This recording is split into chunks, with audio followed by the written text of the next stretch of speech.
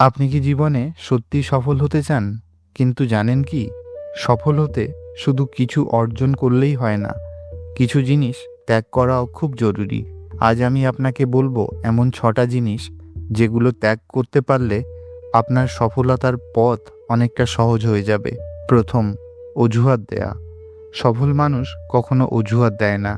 তারা সমস্যার কথা বলে না, তারা সমস্যার সমাধান খোঁজে।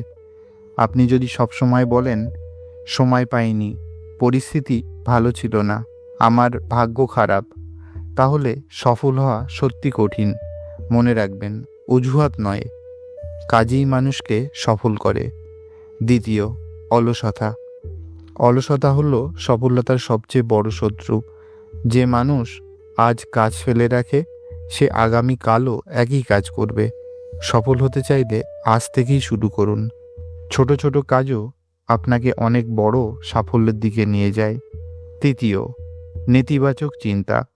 যদি সবসময় মনে করেন আমি পারবো না, এটা আমার দ্বারা হবে না, তাহলে আপনি কখনোই এগোতে পারবেন না।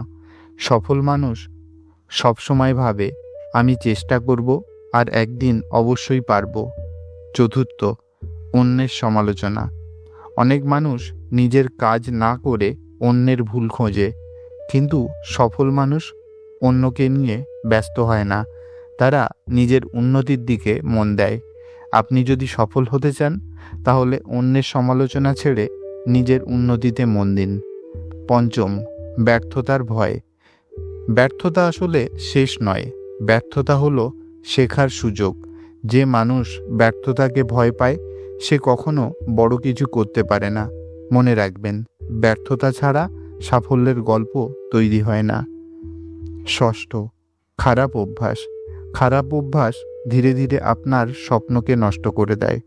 সময় নষ্ট করা, অপ্রয়োজনীয় কাজ করা, অন্যের সাথে নিজের তুলনা করা, এইসব অভ্যাস ছেড়ে দিতে পারলে আপনার জীবন বদলে যেতে পারে। সফলতা কোনো জাদু নয়, এটা আসে সঠিক সিদ্ধান্ত, কঠোর পরিশ্রম এবং কিছু জিনিস ত্যাগ করার মাধ্যমে। তাই আজ থেকে সিদ্ধান্ত নিন, আপনি অজুহাত, অলসতা, নেতিবাচক চিন্তা, অন্যের সমালোচনা, ব্যর্থতার ভয় এবং খারাপ অভ্যাস ত্যাগ করবেন।